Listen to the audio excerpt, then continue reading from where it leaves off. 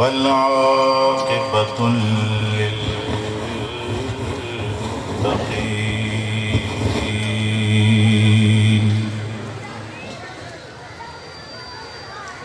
والصلاة والسلام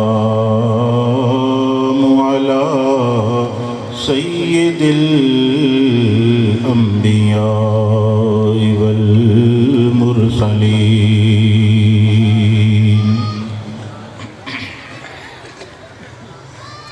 وعلى آله الطيبين الطاهرين المهديين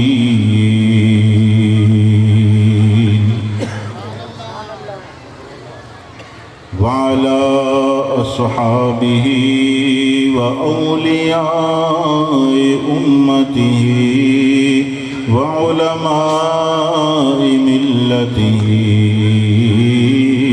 أجمعين. أما بعد،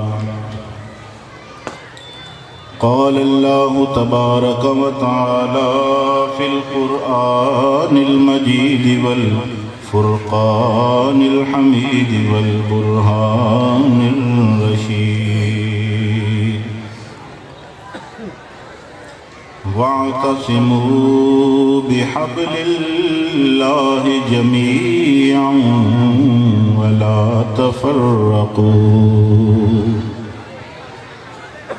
صدق الله مولانا العظيم وصدق رسوله النبي الكريم، ونحن على ذلك لمن الشاهدين والشاكرين، والحمد لله رب العالمين. رب اشرح لي صدري ويسر لي أمري واحلل عقدة من لساني يفقه قولي. اللهم نور قلوبنا بأنوار القرآن، اللهم زين أخلاقنا بعلوم القرآن، اللهم نجنا من النار بالقرآن. بعد حمد و صلاۃ و نعت، میرے انتہائی قابل احترام مشائخ اعظام، سادات کرام، ثنا خانان گرامی، معززین اور دور و نزدیک سے آئے ہوئے سامعین و حاضرین، میں نے آپ کے سامنے قرآن مجید، فرقان حمید، برہان رشید کی ایک مختصر سی آیت کا ایک مختصر سا حصہ تلاوت کیا ہے۔ دعا کرو کہ اللہ تعالیٰ ہمیں اللہ کے پاک کلام کو سمجھنے کی توفیق عطا فرمائے، اور اللہ تعالیٰ ہم سب کو پھر اس پر عمل کرنے کی توفیق عطا فرمائے۔ گفتگو سے پہلے میں ایک دو گزارشات کرنا چاہتا ہوں۔ وہ یہ ہے کہ ہمیں اپنے جذبات کو نہیں دیکھنا اور اپنی پسند اور ناپسند کو نہیں دیکھنا، اور ہم جو سوچ اور جو نظریہ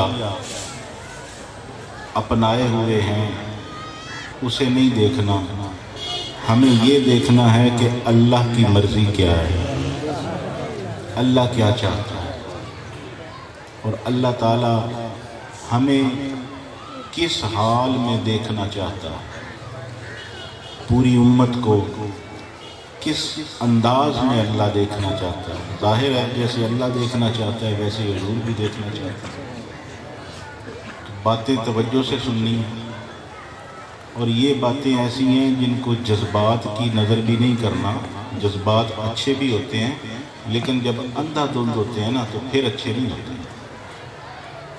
سمجھنا بھی ہے اور پورے شعور کے ساتھ اس بات کو دل اور دماغ کی گہرائی میں اتارنا، پھر مسئلہ سمجھ آئے گا. اور دوسری گزارش یہ ہے کہ یہاں 4 بجے عصر کی نماز پڑھی جاتی ہے تو مسجد میں نماز ہو جائے گی، لیکن ہم یہاں پر انشاءاللہ 4:30 بجے نماز عصر بھی پڑھیں گے اور اختتامی دعا بھی ہوگی. اس لیے آج آپ نے بڑے نظم و ضبط کا ثبوت دیا. پہلے ایسے نہیں ہوتا تھا. بڑی ترتیب کے ساتھ، بڑے سکون کے ساتھ، بڑے حوصلے کے ساتھ آپ لوگ بیٹھے رہے. میں آپ کے اس نظم و ضبط کی اور اس سکون کی آپ کو داد دیتا ہوں. اللہ تعالیٰ آپ کو سلامت رکھے. میری جو گفتگو ہوگی وہ مختلف اس کے پہلو ہوں گے، کیونکہ اس 1 گھنٹے کے اندر ہم نے مختلف چیزوں کو بیان کرنا ہے، تو اس کے مختلف پہلو ہوں گے. انشاءاللہ تعالیٰ میں کوشش کروں گا کہ جو پیغام میں آپ تک پہنچانا چاہتا ہوں اللہ کے فضل سے وہ پہنچا پاؤں. اللہ تعالیٰ نے قرآن پاک میں ارشاد فرمایا وَاعْتَصِمُوا، اور تم سب چمٹ جاؤ، وابستہ ہو جاؤ. جمع کا صیغہ ہے. اعتصام عربی زبان کے اندر کسی چیز سے لگ جانے کو، کسی چیز سے وابستہ ہو جانے کو، کسی چیز سے چمٹ جانے کو کہتے ہیں. تو اعتصام کسی شے سے وابستہ ہو جانا، آسانی کے لیے سمجھ لیں کہ کسی چیز سے جڑ جانا، اس کو اعتصام کہتے ہیں. تو اللہ تعالیٰ نے قرآن پاک میں فرمایا وَاعْتَصِمُوا، جمع کا صیغہ، فرمایا اور تم سب مل کر جڑ جاؤ. تم سب مل کر جڑ جاؤ. کس سے جڑ جائیں؟ بِحَبْلِ اللَّهِ، اللہ کی رسی کے ساتھ جڑ جاؤ. کیا فرمایا؟ اللہ کی حبل، رسی کو کہتے ہیں. آج اس طرح سنو نا آپ بیان کہ کم از کم یہ والی جو آیت ہے نا، جب کہیں جاؤ تو یہ آپ جو ہے نا عربی بھی بیان کرو اور خود اس کا معنی بھی بیان کرو. حبل، ہا با اور لام، حبل، حبل یہ رسی کو کہتے ہیں. اور حبل اللہ، اللہ کی رسی. تو فرمایا وَاعْتَصِمُوا، اور تم سب جڑ جاؤ، وابستہ ہو جاؤ، بِحَبْلِ اللَّهِ، اللہ کی رسی کے ساتھ. سمجھ آ گئی؟ پھر فرمایا وَلَا تَفَرَّقُوا، اور فرقوں میں نہ بٹ جانا.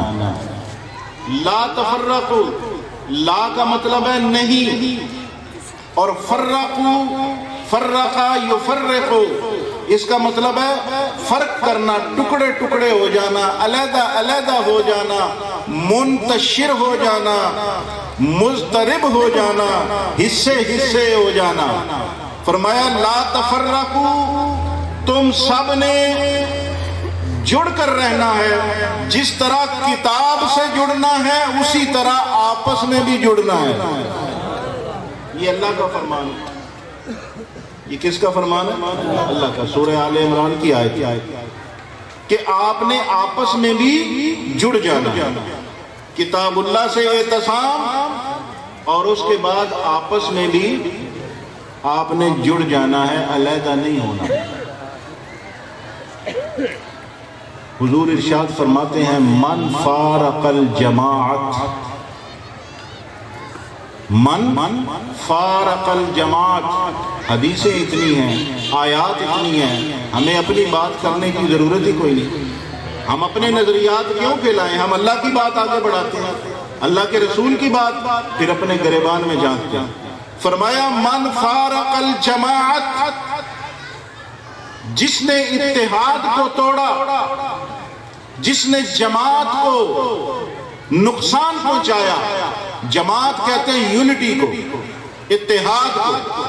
من فارق الجماعت، جس نے مسلمانوں کے اکٹھ کو توڑا، جس نے مسلمانوں کے اتحاد کو توڑا، یہ اللہ کا رسول فرما رہا ہے، معمولی بات نہیں ہے۔ حضور فرما رہے ہیں فقد مات میتتن جاہلیتن، وہ جتنا مرضی انفرادی طور پہ نیک عمل کرتا ہو، اس کی انفرادی زندگی جتنی بے شک جتنی مرضی وہ تقوی کی زندگی گزارتا ہو، وہ اپنے آپ کو عالم کہتا ہو، عامل کہتا ہو، وہ کتنا متقی ہو، کتنا پرہیزگار ہو، اس کا یہ عمل کہ اس نے جماعت کو توڑا، اس نے مسلمانوں کے اتحاد کو نقصان پہنچایا، حضور فرماتے ہیں ماتا میتتن جاہلیتن، اس کی کوئی نیکی قبول نہیں کی جائے گی، وہ جہالت کی موت مرے گا۔ اب آپ اندازہ کریں، اب آپ اندازہ کریں کہ نبی کریم صلی اللہ علیہ وآلہ وسلم نے مسلمانوں کے اکٹھ پر، ان کی جماعت پر، ان کے اتحاد پر کتنا زور دیا ہے۔ اس بات کو آپ سمجھ پائے؟ آج 14 صدیاں گزر گئیں، آج ہماری کیفیت کیا ہے؟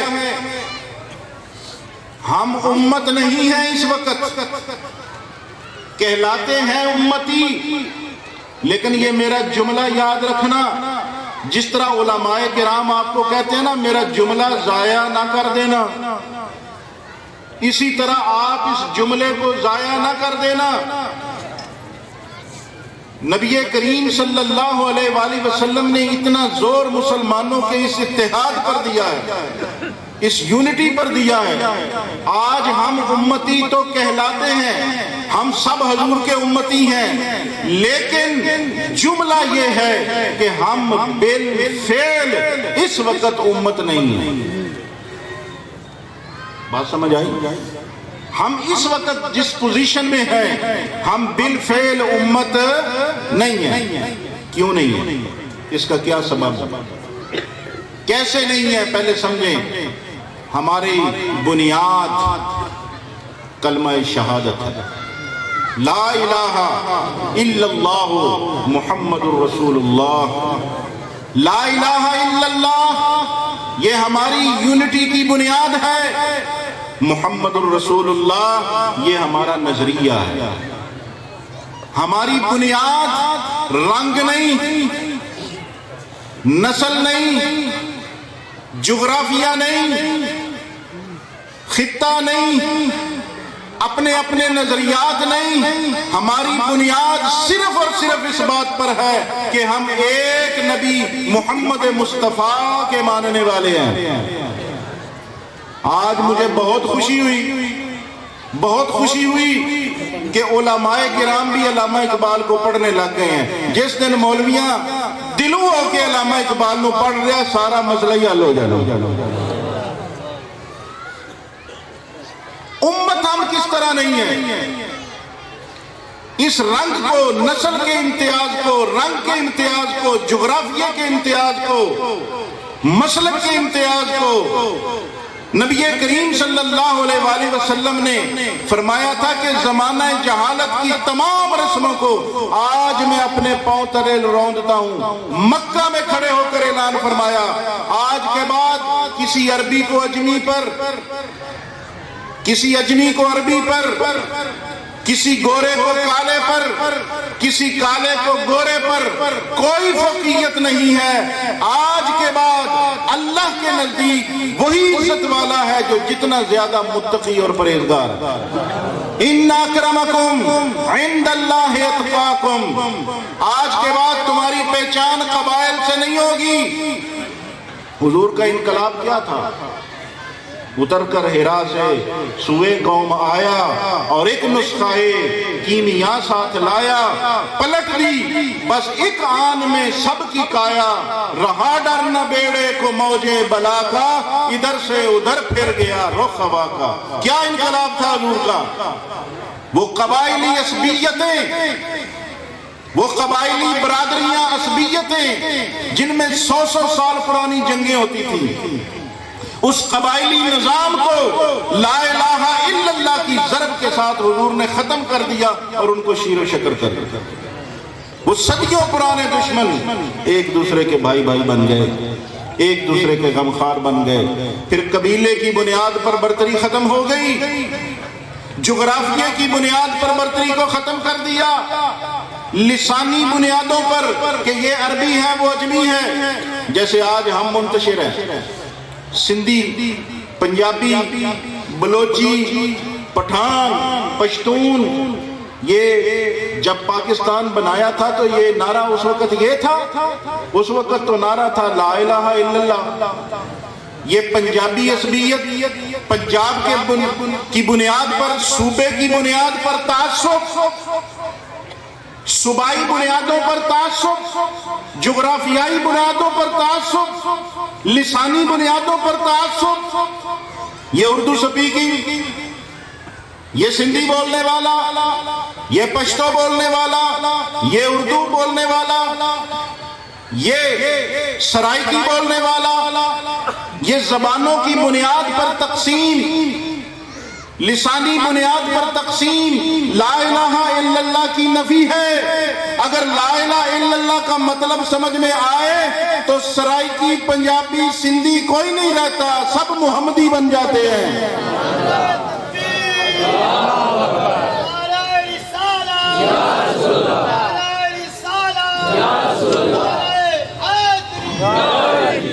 اگر لا الہ الا اللہ کی سمجھ آ جائے، کوئی سندھی نہیں رہتا، کوئی پنجابی نہیں رہتا، کوئی پختون نہیں رہتا، کوئی بلوچی نہیں رہتا۔ اس خطے سے ذرا باہر نکلیں، کوئی پاکستانی نہیں رہتا، کوئی ایرانی نہیں رہتا، کوئی چینی نہیں رہتا، کوئی ہندوستانی نہیں رہتا۔ اکناف عالم میں جہاں جہاں بھی محمد کا کلمہ پڑھنے والے ہیں وہ سب ایک دوسرے کے بھائی ہیں اور ایک ملت واحدہ ہے۔ یہ ہے کلمے کا معنی۔ ہم کلمہ بھی پڑھتے ہیں اور تعصب بھی رکھتے ہیں۔ تعصب کس سے رکھتے ہیں؟ میں پاکستانی ہوں، میں ایرانی ہوں، میں ہندوستانی ہوں، ہے مسلمان، تو یہ تعصب۔ اس لیے علامہ اقبال نے کہا بتان رنگ و خوں کو توڑ کر ملت میں گم ہو جا، نہ تورانی رہے باقی، نہ ایرانی نہ افغانی۔ یہ سب محمد عربی صلی اللہ علیہ وآلہ وسلم کے غلام ہیں۔ آج ہمیں بہت سارے لوگوں کو میری بات سمجھ نہ آئی تو وہ اس بات کا ایشو بنا سکتے ہیں، لیکن اہل علم جانتے ہیں آج ہمیں علیحدہ علیحدہ پرچم تھما دیے گئے۔ یہ بڑے درد کے ساتھ میں بات کہتا ہوں، آپ میں سے بہت تھوڑے لوگ ہیں جو میری بات کو سمجھ رہے ہیں، میں دیکھ رہا ہوں۔ ہمیں علیحدہ پرچم تھما دیے گئے، پاکستان کا جھنڈا، یہ ترکی کا جھنڈا، یہ ایران کا جھنڈا، یہ مصر کا جھنڈا، یہ مراکش کا جھنڈا، ہمیں علیحدہ علیحدہ پرچم دے دیے گئے، ہمارا علیحدہ علیحدہ تشخص کر دیا گیا۔ یہ پاکستان کا قومی ترانہ، یہ ایران کا قومی ترانہ، یہ مصر کا قومی ترانہ۔ علامہ اقبال نے کہا نظارہ دیرینہ زمانے کو دکھا دے، اے مصطفی خاک میں اس بت کو ملا دے، اسلام تیرا دیس ہے تو مصطفی ہے۔ ہم کن تقسیموں میں پڑ گئے؟ ہمارا دیش اسلام ہے۔ ہم جب خانہ کعبہ میں جاتے ہیں، حج کا فلسفہ کیا ہے؟ حج کا فلسفہ یہ ہے کہ پوری دنیا سے مسلمان مختلف علاقوں سے آئیں، جن کی قوم مختلف ہو، خطہ مختلف ہو، رنگ مختلف ہو، زبان مختلف ہو، لیکن اللہ نے فرمایا یہاں آ کر اپنے قومی لباس نہیں پہننے۔ پاکستانیوں کو شلوار قمیض پہ فخر ہے کہ یہ ہمارا قومی لباس ہے، ترکی والوں کو پینٹ شرٹ پہ فخر ہے، یہ ہمارا قومی لباس ہے۔ ہر خطے کا قومی لباس ہے، قومی نشان ہے۔ اللہ نے فرمایا جب میرے گھر میں آؤ، جب میری بارگاہ میں آؤ، اپنی ساری پہچانیں، اپنی ساری شناختیں وہیں چھوڑ کر آؤ جب میری دربار میں حاضر ہو۔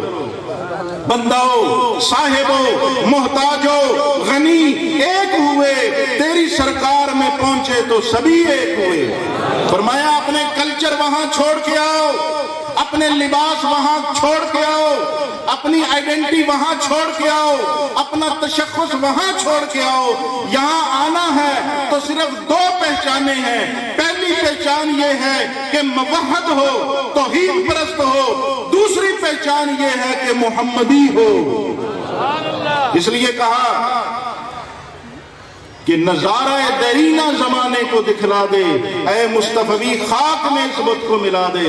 آج ہمارے الگ ترانے ہیں، میں کوئی مخالفت نہیں کر رہا قومی ترانے کی، لیکن میں آپ کو بتا رہا ہوں کبھی یہ نوجوان مسلم تدبر بھی کیا تو نے، وہ کیا گردوں تھا جس کا ہے تو ایک ٹوٹا ہوا تارا؟ گوادی ہم نے اسلاف سے جو میراث پائی تھی، سریا سے زمین پر آسمان ہم کو دے مارا۔ آج ہمارے یہ افتراقات، اختلافات نہیں ختم ہوتے۔ قومی ترانے کا احترام ہے، قومی پرچم کا احترام ہے، وہ ہماری تشخص ہے، لیکن میں سب کو معزز جانتا ہوں مگر مصطفیٰ کے بعد۔ یہ پاکستان اسلام کے لیے حاصل کیا ہے، اسلام کے لیے پاکستان حاصل کیا ہے، پاکستان کے لیے اسلام نہیں ہے۔ نہ تو زمین کے لیے ہے، نہ آسماں کے لیے، جہاں ہے تیرے لیے، تو نہیں ہے جہاں کے لیے۔ تو معلوم کیا ہوا؟ یہ لا الہ الا اللہ کا معنی ہی نہیں سمجھے آج تک ہم۔ اتحاد امت اس وقت کی سخت ترین ضرورت ہے۔ سامعین محترم، پڑھے لکھے لوگ میری بات کو سمجھیں گے، پڑھے لکھے لوگ سمجھیں گے، آپ بھی سمجھ جائیں گے۔ اتحاد امت وقت کی اہم ترین ضرورت ہے۔ فروعی اختلاف ہو سکتے ہیں۔ اب اگر میں اس بات کو سمجھانے لگ گیا کہ فرع اور اصول کیا ہوتے ہیں، فروعی اختلاف ہو سکتے ہیں، فروعات میں اختلاف ہو سکتا ہے، لیکن اصول میں اختلاف نہیں ہو سکتا۔ ہماری سوچیں مختلف ہیں تو کیا ہو گیا؟ کچھ نظریاتی اختلافات ہوتے ہیں، لیکن ہمیں اصولوں پر متحد ہونا ہوگا۔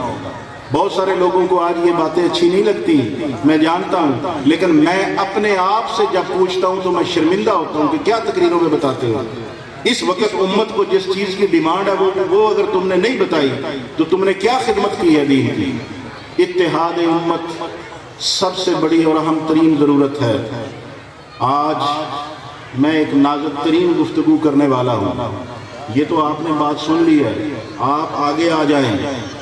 آج جو سلسلے اسلام کی تبلیغ کا باعث تھے، اسلام کی تقویت کا باعث تھے، جن کا اسلام کی تبلیغ میں بڑا کردار ہے، یہ بات غور سے سماعت کیجیے، جو سلاسل تصوف ہے ان کا اسلام کی تبلیغ میں، اسلام کی اشاعت میں، اسلام کے فروغ میں بہت بڑا کردار ہے، لیکن آج وہ تصوف کے سلسلے بھی امت کے اندر جدائی پیدا کر رہے ہیں۔ تم چشتی ہو، تم قادری ہو، تم نقش بندی ہو، تم سوروردی ہو، ان تقسیموں میں ہم نے بانٹ دیا، پھر رنگ علیحدہ علیحدہ کر دیا۔ یہ چشتیوں کا رنگ ہے۔ میں حضرت علی اجویری کے مزار پر حاضر ہوا تو مجھے ایک بندہ کہنے لگا جی کہ یہ جو آپ نے ٹوپی پہنی ہوئی ہے یہ قادری ٹوپی ہے۔ میں نے کہا ٹوپی قادری نہیں ہوتی، ٹوپی قادری نہیں ہوتی، کپڑا سنی نہیں ہوتا، یہ لباس میں کچھ نہیں ہے، یہ تم نے کس قدر اپنے آپ کو اپنے یونیفارم بنا لیا۔ یاد رکھو یہ بات، ہر وہ عمل، ہر وہ حرکت، ہر وہ بات جو آپ کی امت کے اتحاد کو توڑتی ہے وہ نقصان دہ ہے۔ ہم رنگوں میں پڑ گئے، ہم لباسوں میں پڑ گئے، ہم ان تقسیمات میں پڑ گئے۔ چشتی ہو، قادری ہو، نقشبندی ہو، سوروردی ہو، اویسی ہو، کوئی بھی ہو، سب محمد مصطفیٰ کے دیوانے ہیں، سب کا محبوب ایک ہے۔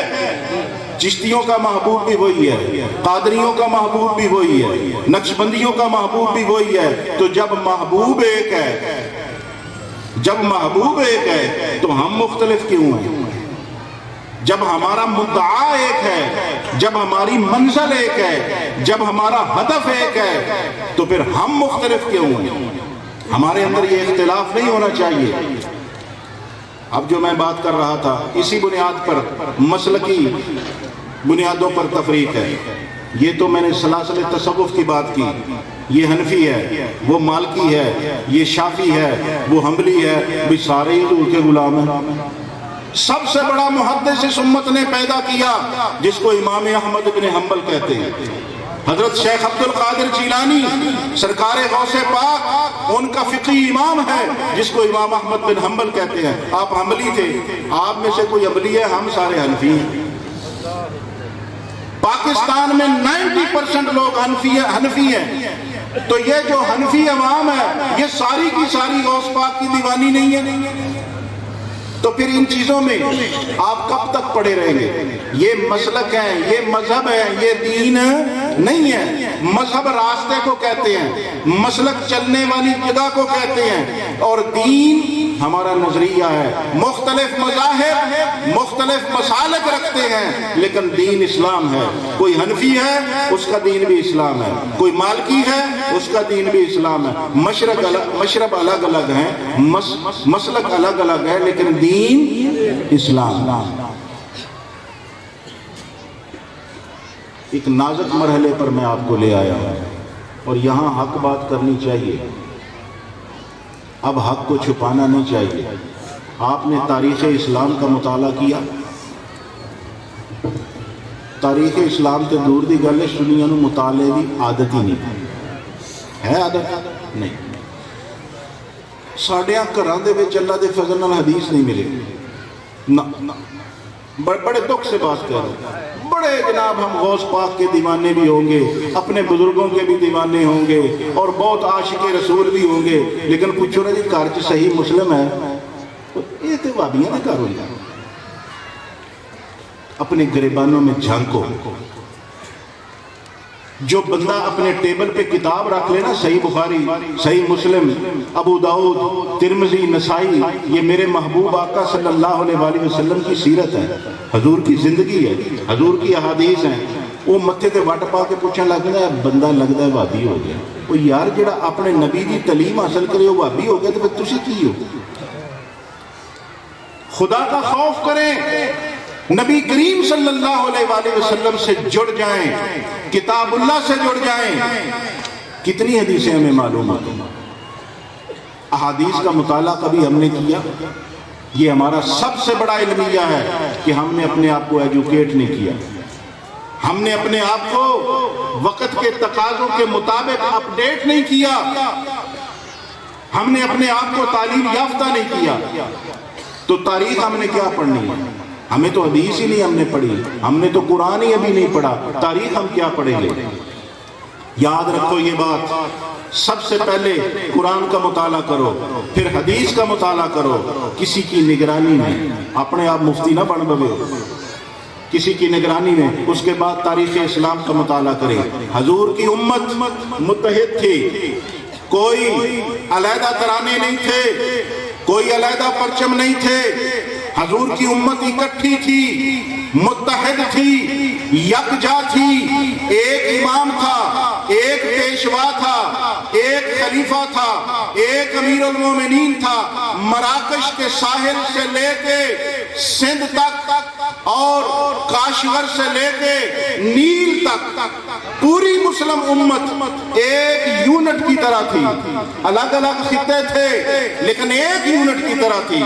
یہ چائنا سے لے کر دریائے نیل تک اور مراکش سے لے کر سندھ تک کوئی دو سلطنتیں نہیں تھی، ایک تھے، مسلمان متحد تھے، یکجا تھے، یکجان تھے، یک روح تھے، یک سمت تھے، یک قبلہ تھے، یک نظریہ تھے۔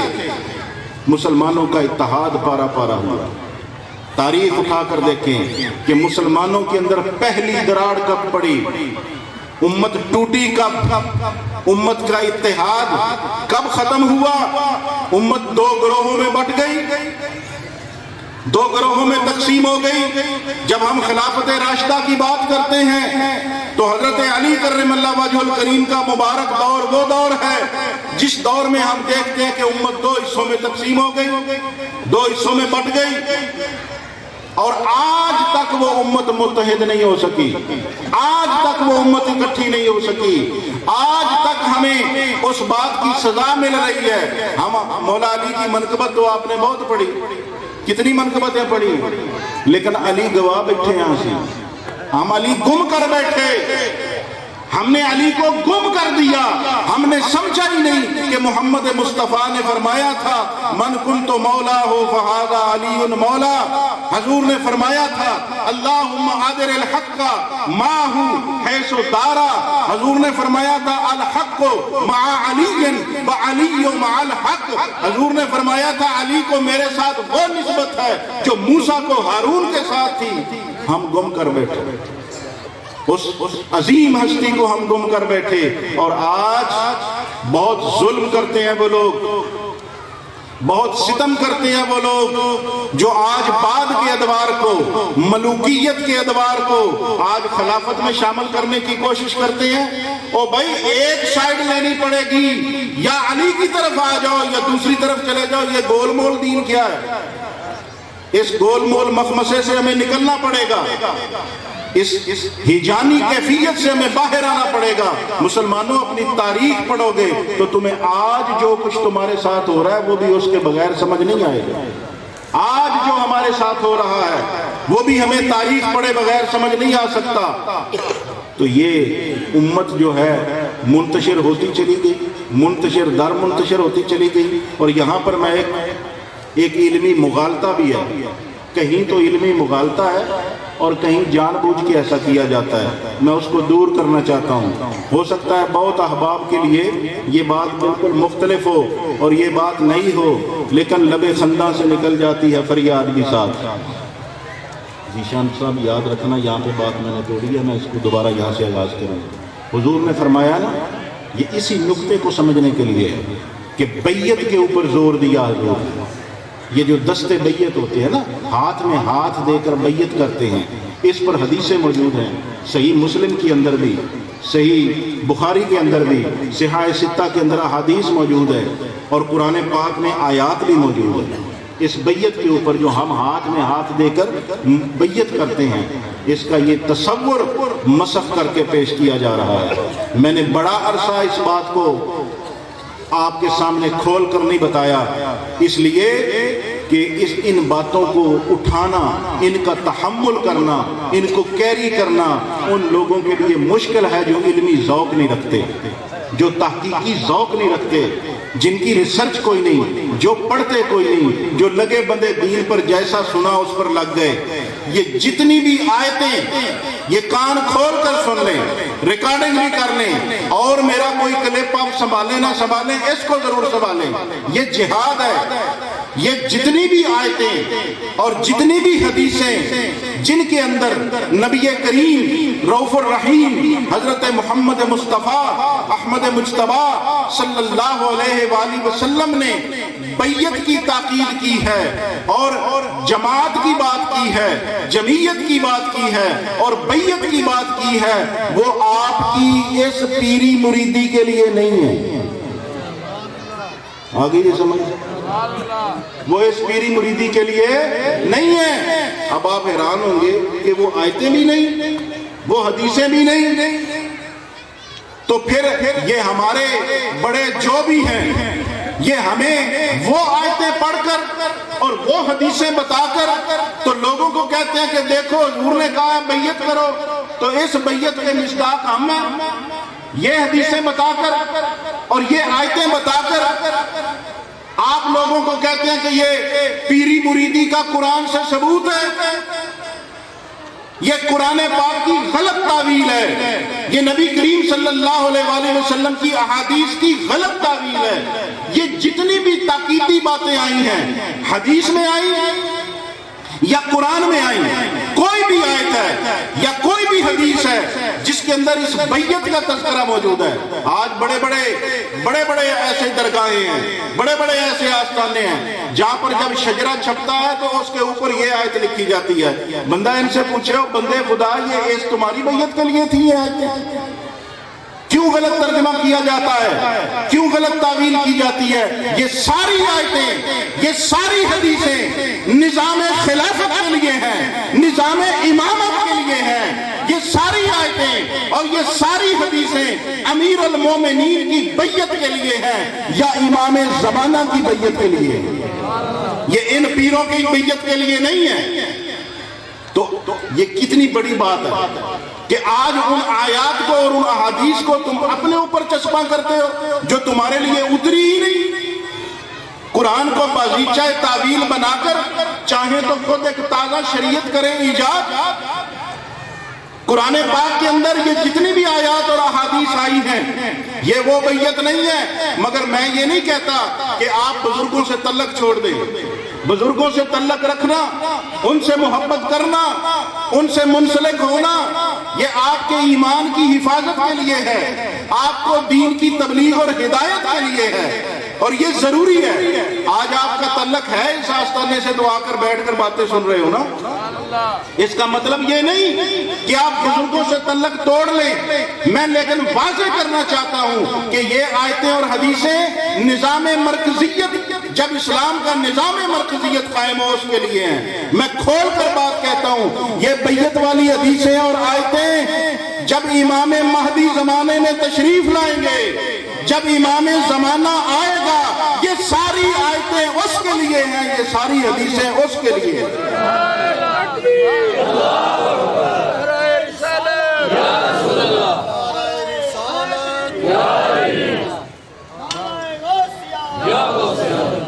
یہ امام زمانہ کے لیے ہیں، یہ مولا علی کے شہزادے کے لیے ہیں۔ جہاں سے وہ نظام منقطع ہوا تھا رسول اللہ نے خبر دی ہے، حضور نے بتایا ہے کہ جب وہ آ جائے گا وہ اس پوری دنیا کو اسلامی نظام کے ساتھ اس کو بھر دے گا۔ قرآن میں ارشاد ہوتا ہے وَوَالَّذِي أَرْسَلَ رَسُولَهُ بِالْهُدَى وَدِينِ الْحَقِّ لِيُظْهِرَهُ عَلَى الدِّينِ كُلِّهِ۔ یہ تین مقام پر آیت آئی ہے۔ اللہ فرماتا ہے میں اس وقت تک دنیا ختم نہیں کروں گا، میں اس وقت تک قیامت برپا نہیں کروں گا جب تک اس پوری روئے زمین پر محمد مصطفیٰ کی غلاموں کی حکومت نہیں قائم ہو جاتی۔ اسلام غلبے کے لیے ہے، مغلوب ہونے کے لیے نہیں ہے۔ امام علی مقام نے کربلا میں جو اپنی جان کا نذرانہ پیش کیا وہ مغلوبیت سے نکلنے کے لیے دیا۔ امام حسین کو مغلوب اسلام پسند نہیں تھا، وہ ایسا پرفتن دور تھا، وہ بنو امیہ کا شریر ترین دور تھا۔ اس پرفتن دور کو آج لوگ خلافت ثابت کرنے کی کوشش کرتے ہیں، حالانکہ حضور نے واضح طور پر فرما دیا، یہ حدیث پاک صحیح سند کے ساتھ موجود ہے۔ آپ فرماتے ہیں الخلافت بعدی 30 سنتاً، مجھ محمد کے بعد 30 برس تک خلافت قائم رہے گی۔ اس کے بعد فرمایا ثم ملک عدود اور ملک عادن، فرمایا کاٹ کر کھانے والی ملوکیت کا اس کے بعد آغاز ہو جائے گا۔ تو جس کو سرکار نے ملوکیت کہا تم اس کو خلافت راشدہ ثابت کرنے کی کوشش کرتے ہو، اور امت کو جناب اس چکر میں ڈالا ہوا۔ اور دوسری طرف جناب ان کا حال دیکھ لیں کہ جو آیتیں اور جو حدیثیں امام وقت کی اور اول الامر کی اور خلیفہ کی اور امام کی بیعت کے لیے ہیں، ان حدیثوں اور آیتوں کو اٹھا کر یہ ان سلسلوں پہ چسپاں کرتے ہیں۔ تو دین کدھر ہے؟ قوم آوارہ ناتاب ہے پھر صوبے حجاز۔ آپ اٹھئے، آپ جاگئے، آپ غور فرمائیے اور اپنی مہاریں موڑیے۔ کس طرف؟ مدینے کی طرف واپس پلٹیے۔ ہم نے دین حضور سے لینا ہے، ہم نے دین قرآن سے لینا ہے، اس سے کم تر پہ ہم راضی نہیں ہوں گے۔ اس لیے اقبال نے یہ خواب دیکھا تھا، یہ خواب دیکھا تھا کہ کاش ایسا ہو جائے، یہ در بدر پھرنے والی قوم، یہ بے خانمہ قوم کبھی اپنی اصلی قبلے کو پہچان جائے۔ جس طرح خانہ کعبہ عبادات کا اور جہاد کا مرکز ہے، قبلہ ہے، ہمارا نظریاتی قبلہ گنبد خضرا ہے۔ ہم نے جو سوچ لینی ہے گنبد خضرا سے لینی ہے، مدینے والے سے لینی ہے۔ اس لیے کہا قوم آوارہ اناتاب ہے پھر صوبے حجاز، لے اڑا بلبل بے پر کو مذاق پرواز، نغمے بے تاب ہیں تاروں سے نکلنے کے لیے، دور مضطر ہے پھر اسی آگ میں جلنے کے لیے۔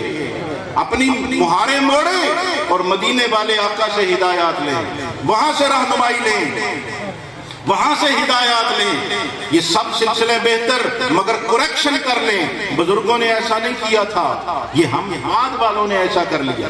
یہ سب سلسلے بہتر لیکن کریکشن کر لیں۔ آج کے بعد یہ حدیثیں اور آیتیں اس بیت تصوف و ارشاد کے لیے نہیں ہیں، یہ مرکزی اسلام کا جو نظام مرکزیت ہے، یہ امام کی بیعت کے لیے ہے، یہ امام مہدی کی اطاعت کے لیے ہے، ان کی بیعت کے لیے ہے۔ میں جب بعض لوگوں کو بیعت کرتا ہوں میں کتراتا ہوں، آپ بہت لوگ آگے میں لیکن انہیں واضح کرتا ہوں تو کچھ لوگ پھر مجھ سے سوال کرتے ہیں، کیونکہ میرے پاس ہر طرح کے لوگ آتے ہیں، ہر مسلک کا بندہ میرے پاس آتا ہے، ہر سوچ کا بندہ میرے پاس آتا ہے، میرے پیچھے ہر مسلک کے لوگ جمع پڑھتے ہیں، وہ پھر مجھ سے مختلف سوال کرتے ہیں۔ ایک طرف میں عقیدت مندوں کو دیکھتا ہوں، دوسری طرف لوگوں کے سوالات کو دیکھتا ہوں، میرے لیے مینج کرنا بہت مشکل ہو جاتا ہے۔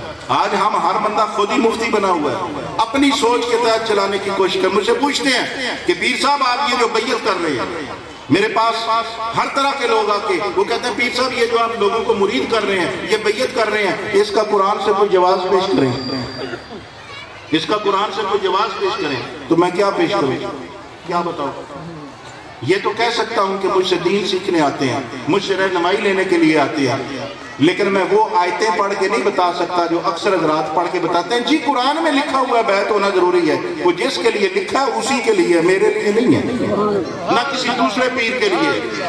ایک بہت بڑے پیر صاحب کا مجھے فون آیا بکھر سے، بڑے ان کے مریدین ہیں، مجھے فون آیا، مجھے کہنے لگے جی آپ کا یہ کلپ آپ کے ایک مرید نے جناب مجھے دیا ہے، آپ اس بیعت کو کہتے ہیں کہ اس کا قرآن و سنت سے اس طرح جواز نہیں ہے جس طرح۔ تو میں نے کہا جی بالکل درست ہے، آپ پیش کریں، آپ دلیل دیں، یہ اس بیعت کے لیے نہیں ہے یہ آیتیں اور یہ احادیث۔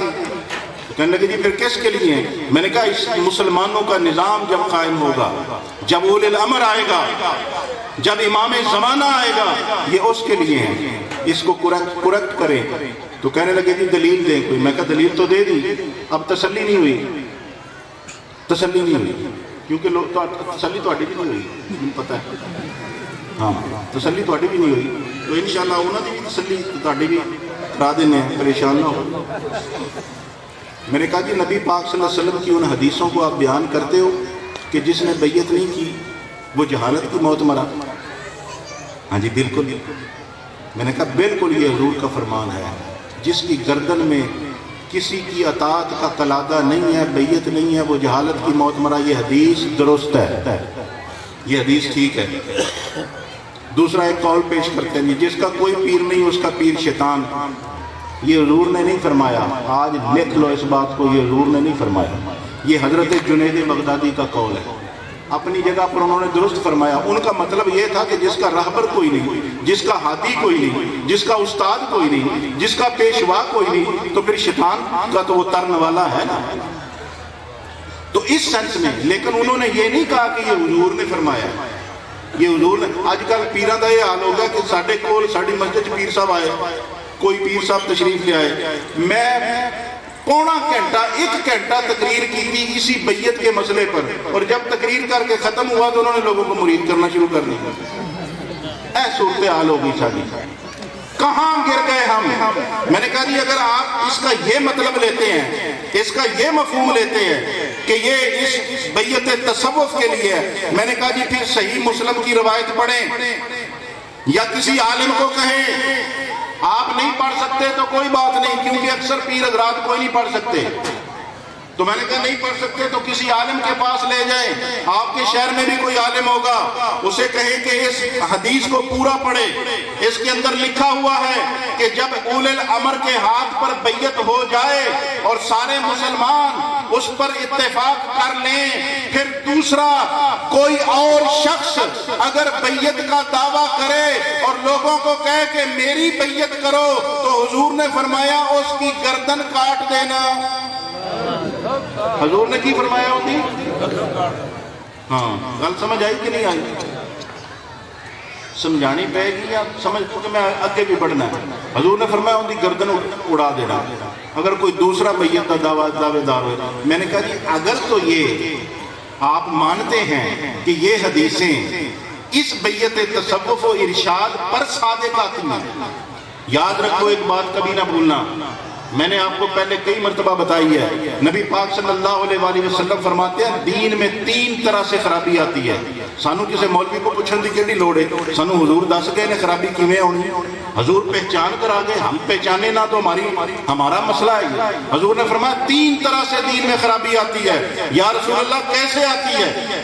آپ نے فرمایا یحمل ھذا العلم من کل خلف، میرے بعد میرا علم لینے والے آئیں گے، میرے بعد میرا علم لینے والے آئیں گے، عدولہ، اور وہ اس علم کے ساتھ عدل کریں گے، عدل کریں گے، انصاف کریں گے۔ اس کے بعد کیا فرمایا؟ آپ نے فرمایا ینفون عنہ تحریف الغالین، غالی لوگ، بات کو بڑھا دینے والے، جو دین کے اندر تحریف کریں گے، دین کے اندر کاٹ چھانٹ کریں گے، اپنی مرضی کو شامل کریں گے، دین کے اندر تحریف کریں گے۔ فرمایا وہ لوگ جو میرے بعد آئیں گے جن کے پاس میرا علم ہوگا، ایسے تحریف کرنے والوں کی راہ میں رکاوٹ بن کے کھڑے ہو جائیں گے۔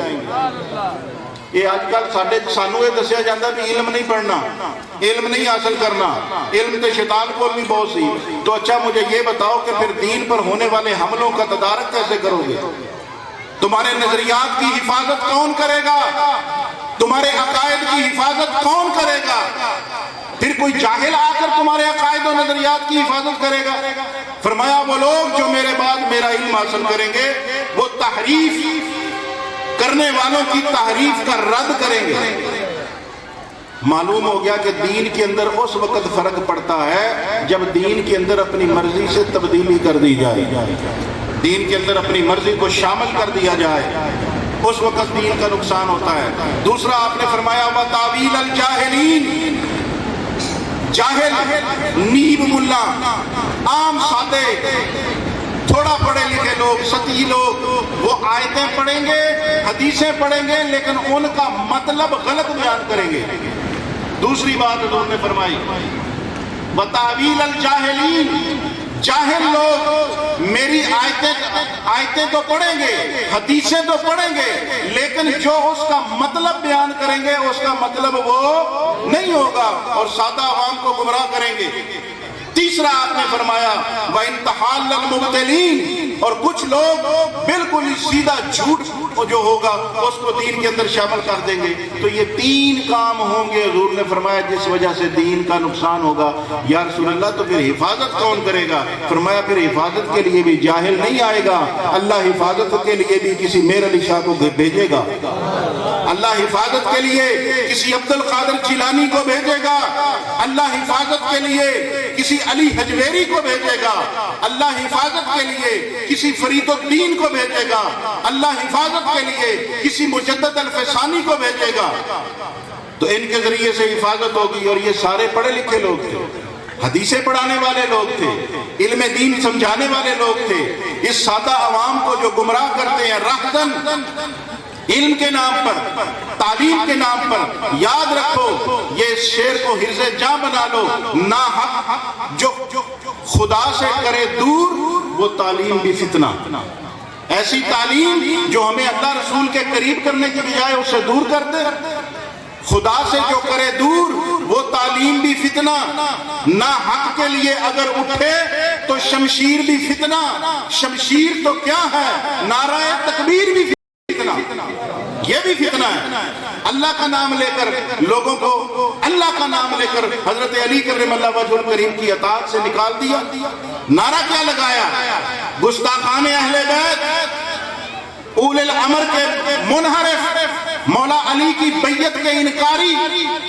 یہ جملے یاد رکھو، جنہوں نے حضرت علی کرم اللہ وجہ الکریم کی بیعت کا انکار کیا انہوں نے اسلام کی خدمت کی یا نقصان کیا؟ انہوں نے اسلام کی خدمت کی یا نقصان کیا؟ تو انہوں نے نعرہ کیا بلند کیا؟ اب آپ سمجھنے کی کوشش کریں، اچھے نعرے دے کر، اچھی باتیں دے کر، اچھے سلوگن دے کر، اچھے القابات دے کر، اچھے لفظ دے کر لوگوں کو ان کے راہ سے ہٹانے والے لوگ امت مسلمہ کو تب سے دھوکے میں ڈالا ہوا ہے جنہوں نے حضرت علی کی بیعت کا انکار کیا، پکا لو اے گل، پکا لو گے، اونچی بولو، جنہوں نے حضرت علی کی بیعت کا انکار کیا، خلافت کو ملوکیت میں تبدیل کیا، ان کا نعرہ پتہ ہے آپ کو کیا تھا؟ ان کا نعرہ تھا الارض للہ والحکم للہ، زمین اللہ کی ہے اور حکومت بھی، حکم بھی اللہ کا چلے گا۔ یہ کتنی سونی گل ہے، سمجھ آئی گے کہ نہیں؟ زمین اللہ کی ہے اور اس پر حکم بھی اللہ کا چلے گا۔ تے اے نعرہ لا کے لوگ نار لائے، جب لوگ ساتھ مل گئے انہوں کو کام کی کرایا؟ نہیں، ہو گئے نا پریشان۔ نعرہ یہ لگایا، یہ جاذبے دل ہے، دل کو اچھا لگتا ہے، یہ نعرہ پرکشش نعرہ ہے، اچھے الفاظ ہیں، یہ نعرہ لگایا، اور یہ نعرہ لگانے کے بعد جو کام لیا، کام کون سا لیا؟ کام یہ لیا کہ امت کو امت کے والی سے دور کر دیا، امت کو امت کے وارث سے دور کر دیا۔ تو اس طرح کے اچھے نعرے لگا کر آپ سادہ لوگوں کے ایمان کے ساتھ جو کھیلے، آپ کی عقیدتوں اور جذبات کو جو استعمال کرے، آپ اب نہیں سمجھیں گے تو کب سمجھیں گے؟ اسلام کا نقصان ہوا، امت مسلمہ کا نقصان ہوا، یہ نقصان ہم کب تک برداشت کرتے رہیں گے؟ کب تک ہم ان چیزوں کی دریوزہ گری کرتے رہیں گے؟ اس لیے امت کا نقصان ہوا۔ آج آپ کو میں یہ تعلیم دیتا ہوں۔ تو میں نے پھر ان سے کہا جناب، میں نے کہا جی کہ اگر یہ مطلب ہے تو مجھے یہ بتائیے، اس حدیث کا اگر یہ مطلب ہے جو آپ لے رہے ہیں، تو پھر مجھے بتائیے کہ پاکستان کے اندر کتنی بیعتیں ہیں؟ پاکستان کی گلی گلی کے اندر بیعت ہے، گلی گلی کے اندر آستانہ ہے، گلی گلی کے اندر دربار ہے۔ مجھے بتاؤ کس پیر صاحب کی گردن اتارے حدیث کے مطابق؟ حدیث تو کہتی ہے ایک کو ہونا چاہیے، باقی نہیں تو لا دو۔ اچھا جی یہ بات ہے، تو میں کہا جی پڑھو نا سرکار، وہ بیعتیں، وہ حدیثیں کسی اور کے لیے، وہ آیتیں کسی اور کے لیے، اور آپ جناب اپنے اوپر لگا کے لوگوں کو بتائی جا رہے ہیں۔ حق بیان کرو، حقیقت سے پردہ اٹھاؤ، حقیقت سے انحراف نہ کرو۔ دوسرا نقطہ جو میں آپ کو سمجھانا چاہ رہا ہوں، وقت کی قلت ہے، ہم نے 4:30 بجے نماز پڑھنی ہے۔ دوسرا نقطہ یہ ہے کہ اپنے آپ کو تعلیم یافتہ کرو۔ اگر کوئی شخص یہ کہتا ہے کہ مجھے بڑا شوق ہے کہ میں اسلام کی خدمت کروں، میں دین کی خدمت کروں، تو میں اس کے آگے ہاتھ جوڑ کر یہ عرض کرتا ہوں کہ خدا کے واسطے اسلام کی خدمت، دین کی خدمت جو سب سے بہترین طریقہ ہے کرنے کا، وہ کیا ہے؟ ایک جاہل آدمی، ایک ان پڑھ آدمی، ایک بے بصیرت آدمی، ایک ناسمجھ آدمی دین کی کیا خدمت کر سکتا ہے؟ مجھے آپ بتائیں۔ جس کو قرآن کا نہیں پتا، جسے حدیث نہیں آتی، جسے حدیث کا ترجمہ نہیں کر سکتا، قرآن کی کوئی آیت نہیں پڑھ سکتا، وہ دین کی کیا خدمت کرے گا؟ اس لیے اگر آپ چاہتے ہو کہ آپ دین کی کوئی خدمت کر سکے تو سب سے زیادہ ضروری یہ ہے کہ اپنے آپ کو دین کے علوم سے آگاہ کریں۔ یہ نہیں کہ زبانی رٹ لیں اور حافظ بن جائیں، نہیں، حفظ کی بڑی شان ہے، مگر اس قرآن کے اندر یہ سیکھیں کہ اس کے اندر پیغام کیا ہے، اس کے اندر ہمیں کس چیز کی طرف دعوت دی جا رہی ہے۔ تو آخر میں صرف اتنی بات عرض کروں گا، آج بڑی مشکل سے میں نے اتنا سا ٹائم بھی آپ کے لیے نکالا ہے، کیونکہ جو مجھ سے محبت کرنے والے ہیں وہ لوگ یہ کہتے ہیں کہ شاہ صاحب آپ اپنا ٹائم کیوں لیٹ کرتے ہیں، بلکہ ایک میرا بڑا پیارا مرید مجھے آ کے کہتا ہے کہ پیر صاحب تسی پھر آج دعا ہی کرنی، ابھی تھوڑا تو ٹائم کوئی نہیں، لیکن ہمارے اوپر بوجھ ہوتا ہے، مہمان آئے ہوتے ہیں، میرا یہ دل نہیں ہوتا کہ کوئی یہاں آئے تو دل برا کر کے جائے۔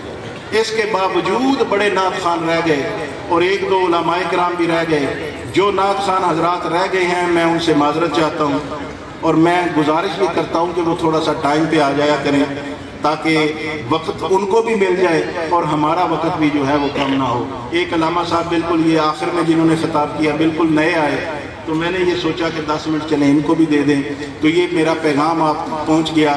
اب جو آخر میں مجھے ایک کلام ہے وہ بہت اچھا لگتا ہے، وہ آج کے دور کی بالکل عکاسی ہے، پتہ نہیں کس نے لکھا ہے، مجھے اس شاعر کا معلوم نہیں ہے۔ وہ کہتا ہے کہ نظر آتی ہے چمن میں ہوا نا سازگار اپنی، آج جو امت مسلمہ ہے اس کے حالات اچھے نہیں، نہ پاکستان کے حالات اچھے ہیں، نہ امت کے من حیث المجموع حالات اچھے ہیں۔ نظر آتی ہے چمن میں ہوا ناسازگار اپنی کہ حالات اچھے نہیں ہیں۔ میں سمجھانے کے لیے کہہ رہا ہوں، نظر آتی ہے چمن میں ہوا ناسازگار اپنی، گلے باغ خلیلی بھیج دے باد بہار اپنی۔ یہ گلے باغ خلیلی آپ کو پتہ ہے کس کو کہا ہے؟ مجھے 2 منٹ دے دیں، میں آپ کو سمجھا دیتا ہوں۔ یہ جس امام مہدی کا میں نے ذکر کیا یہ اسی کو کہا گیا۔ خلیل حضرت ابراہیم علیہ السلام کو کہتے ہیں۔ خلیل کس کا لقب ہے؟ حضرت ابراہیم علیہ السلام کا، اور نبی کریم صلی اللہ علیہ وآلہ وسلم بھی اولاد ابراہیم میں سے ہیں۔ اور اقبال نے اپنے انداز میں کہا خلیل اللہ کے دریا میں ہوں گے پھر گوہر پیدا، یہ شاخ ہاشمی کرنے کو ہے پھر برگو بر پیدا۔ ہزاروں سال نرگس اپنی بے نوری پہ روتی ہے، بڑی مشکل سے ہوتا ہے چمن میں دیدہ ور پیدا۔ مگر حضور ہمیں بتا گئے ہیں کہ دیدہ ور کہیں اور سے نہیں آئے گا، اولاد علی سے آئے گا۔ اس دین کو عزت دینے آئے گا، اس دین کا رتبہ بڑھانے آئے گا۔ حضور کی حدیث پاک ہے، اپنے ایمان کو تازہ کریں۔ میں دیکھتا ہوں کتنا سمجھتے ہو آپ اس حدیث کو۔ حضور نے فرمایا اس وقت تمہاری شان کیا ہوگی، تمہاری عظمت کا عالم کیا ہوگا جب عیسیٰ علیہ السلام جیسے نبی تمہارے درمیان موجود ہوں گے لیکن مصلی امامت پر علی کا شہزادہ ہوگا۔ امام مہدی امامت فرمائیں گے۔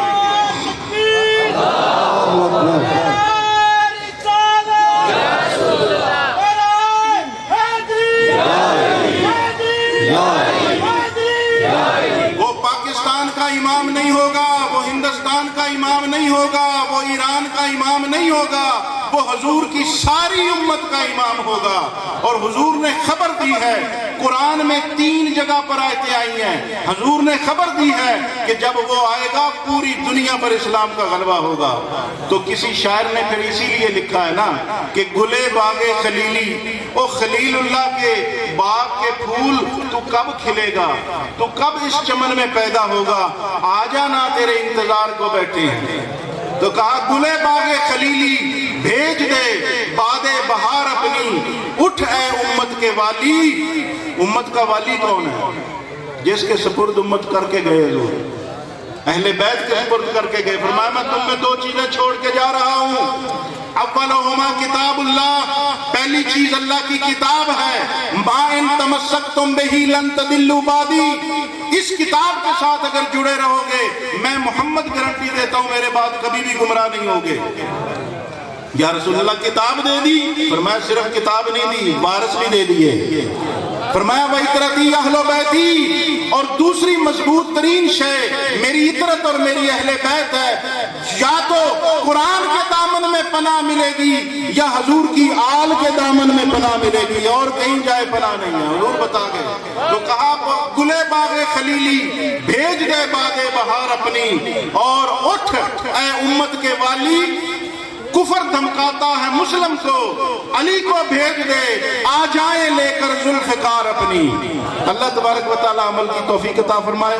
ابھی عصر کا وقت بہت قلیل ہے، اس لیے صرف 2-3 شعر سلام کے پڑھیں گے۔ میں نے جلدی میں گفتگو کو ختم کیا۔ ہاں ایک بات اور رہ گئی، ابھی سن لیں۔ یہ سالانہ وظیفہ جو تجویز کیا گیا ہے وہ ہے اللہ لا الہ الا هو الحی القیوم۔ یہ آپ نے قرآن پاک سے دیکھ لینا ہے تاکہ زیر زبر کی کوئی غلطی نہ رہے۔ یہ قرآن پاک سے اس کو ضرور آپ نے دیکھ لینا ہے کہ کوئی زیر زبر کی غلطی نہ رہے۔ اب سلام کے لیے کھڑے ہو جائیں، 2 شعر صرف سلام کے پڑھیں گے، اور یہیں پر صفحے بنا کر سب سے پہلے نماز عصر ادا کی جائے گی، پھر کھانا تقسیم ہوگا۔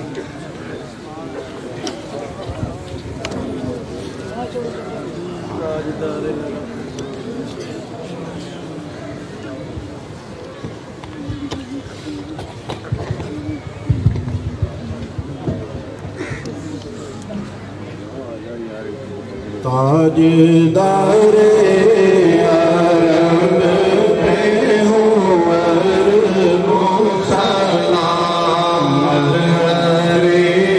ذات رب پہ ہوں عرب و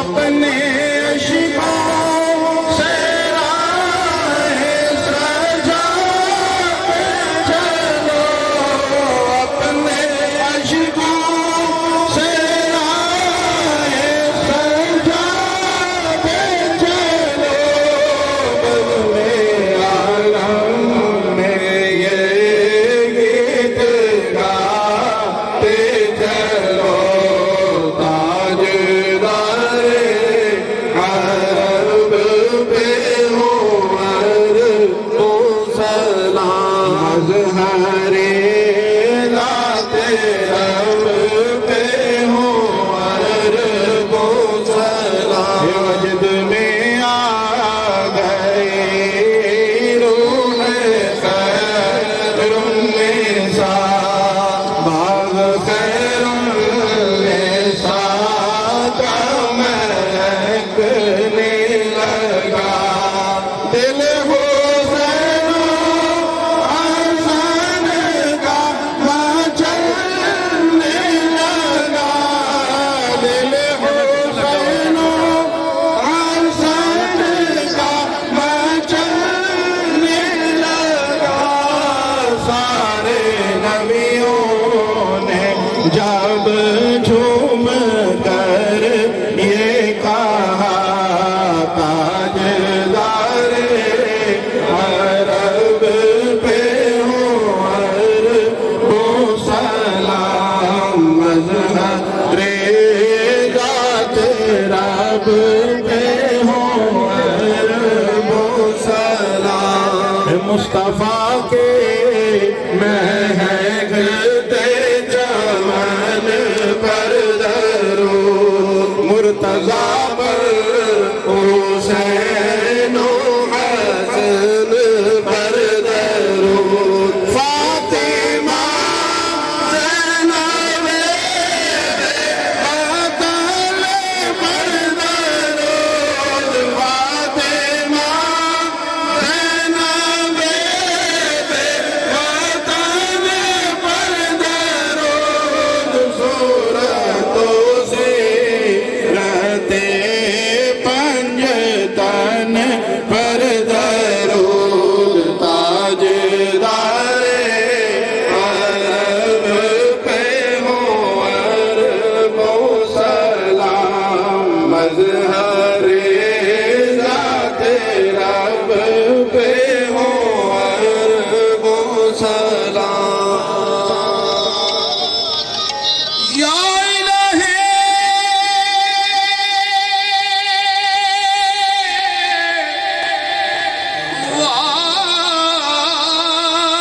واسطہ،